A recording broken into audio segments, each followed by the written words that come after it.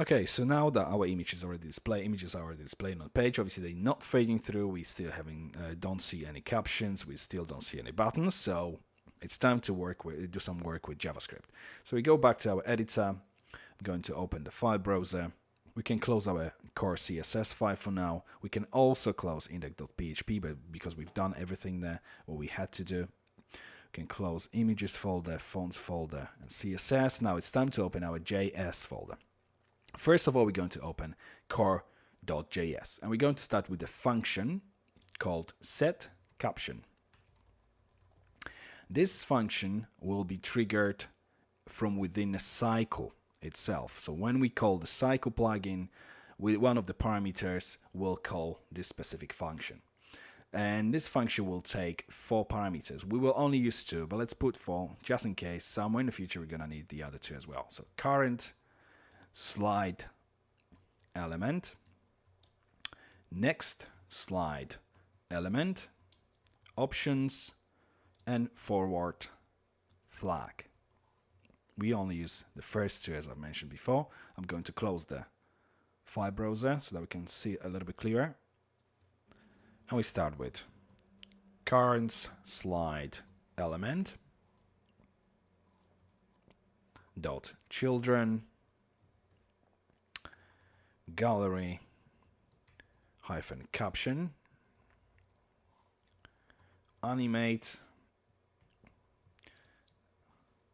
and within animate we go into the top, and the value will be 347 pixels. Then comma after this, curly brace, speed 500, and function after this as a callback, which will be var, first of all, caption height, and it's next slide element children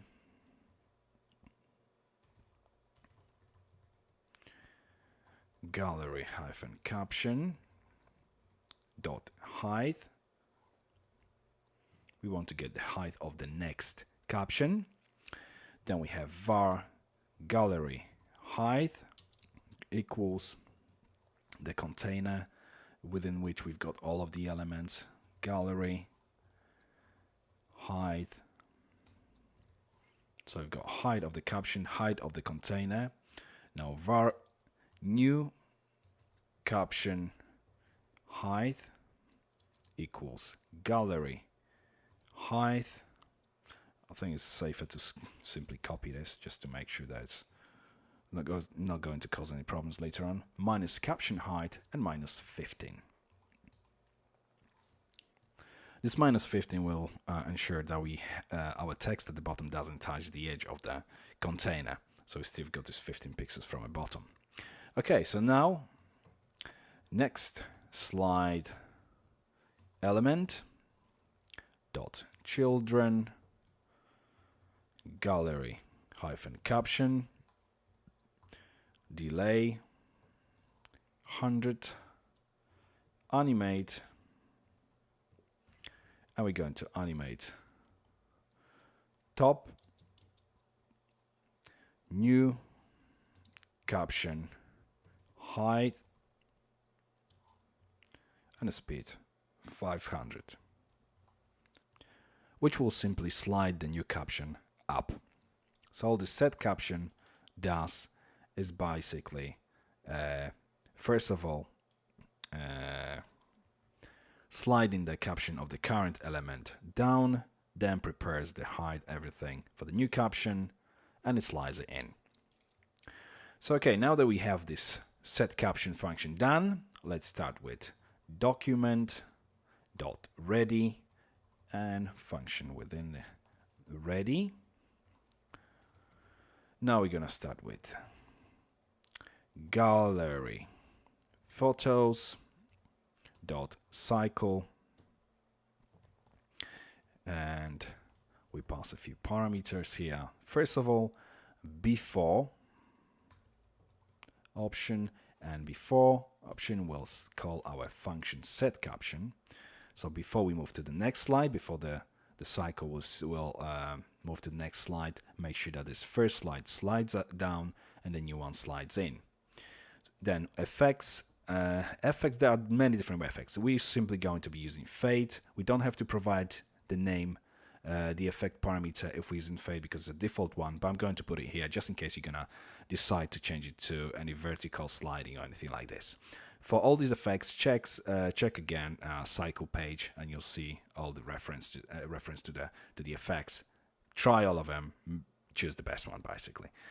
Pager, and a pager is our gallery navigation div. Then we have active page class will be active. Okay, if we scroll up here, I'm going to create a few new lines. Okay, then we have timeout, which will be 8,000, which is 8 seconds basically. So the image will last for 8 seconds. Then it's going to go to the next one. Delay 2,002 seconds, which allows us to keep the first image a little bit longer than all the other ones. Then manual trump will be false. And what this manual trump does is when you click on the button, it's not when you click quickly between the buttons actually to switch between the images, it's not gonna just jump through the images very quickly. It's going to wait until the image fades in, and then you will be able to click again to proceed to the next image. So all this is done. If we now open our page, okay, this is now a page, refresh, you can see everything seems to be working fine. If we wait for the image to slide to the new one, fade through. Yeah, our captions are sliding in and out. Now the only thing is obviously cycle by default puts the index of the button, and obviously that doesn't look very well because we have this 1, 2, 3 and so on. So if we open our file browser, close the cycle core.js folder, open our cycle file and do find for a tag, you can see here's the index basic. So here's where these numbers are displayed. So I'm going to remove it and just create the space between opening and closing a tag. If I save this cycle file now, go back to our browser, refresh, you can see these numbers are now gone, and I can click on the image, but I can see that our active state doesn't work because there's no this image with the dot inside. If I use Firebug, actually with this one I can't use. If I use Firefox, because Chrome seems to have some problems with the Firebug, it doesn't scroll down. So in Firefox, if we use the Firebug now, okay, if we use the selection tool, you can see that the class is active slide, which is wrong. Obviously, if we go back to our editor, active page class, oh, okay, it should be active pager class is active. So if we now go back, refresh the page, and active status is shown. Okay, so that's everything in this tutorial. I hope you enjoy this. Any questions, use our feedback form.